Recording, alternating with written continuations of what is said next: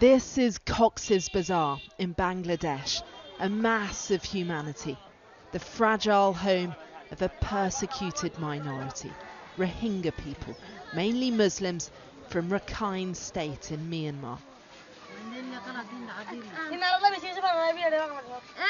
Fleeing an escalating civil war there. Hello, how are you? Rahmat has just escaped. He says he was forced to fight for the Myanmar military, the same army accused of a genocide against his people back in 2017.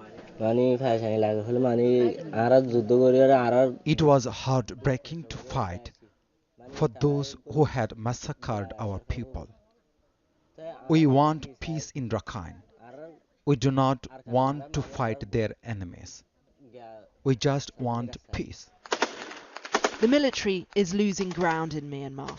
The Arakan Army, or AA, is an ethnic armed group from Rakhine on the verge of taking full control of the state. Rahmat's unit surrendered to them in this battle in December. The AA filmed it. The men taken as prisoners of war. Rahmat alleges they beat him and slashed his ear, but he managed to get out. They cut it with a knife. There is a deep scar that is slowly healing. They tied my hands behind my back with rope. First, they blindfolded me, then they cut me. The AA told Sky News Rahmat's injury was unlikely to have been carried out by their soldiers and that they treat prisoners of war according to international law. But what we do know for certain is civilians are getting caught in the crossfire, and some seemingly targeted. Sephora is riddled with bullet wounds. Her son, Ahmad, has just had his foot blown off.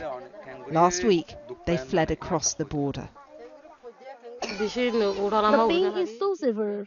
I can't sit or stand properly. I can walk a little, but my knees hurt a lot.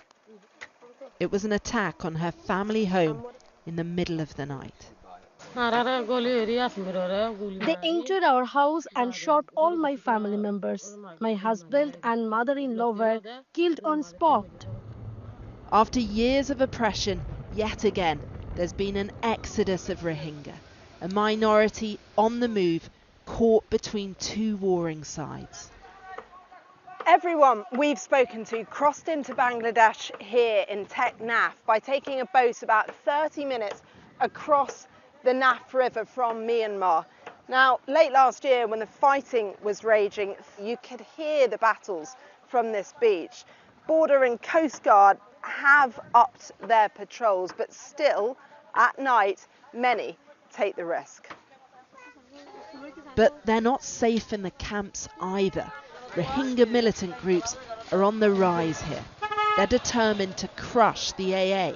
So much so, they're pushing their own people back to Myanmar to fight for the military they once fled. Jarker says he was abducted at gunpoint. Many of our Rohingya boys who were taken by force from the camps were killed in battle. So many people lost their lives. How did it feel being forced to fight for a regime accused of a genocide against your people? It was heartbreaking. They targeted children from poor families. The children of wealthy families avoided it by paying money. The situation here in Cox's is desperate. People are disillusioned by poverty, violence, and the plight of their own people. Some are being forced to fight, but others are going willingly, claiming they need to battle for their own survival. It's estimated there could be between 3,000 and 5,000 fighters who have joined armed groups from here. An already insecure place does feel a lot more precarious. Both the military and the Arakan Army are accused of committing atrocities against Rohingya Muslims. These men insist they won't take up arms for either side, but they will for their own cause. We want to fight for our rights because we have been demanding justice for a long time. But the situation has become unbearable. That is why we are fighting. Those who fight for Rohingya rights should not be called terrorists. They are standing for justice. These shores are shaped by despair.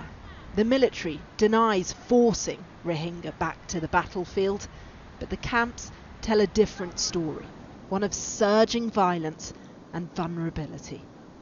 Cordelia Lynch, Sky News, Cox's Bazar, Bangladesh.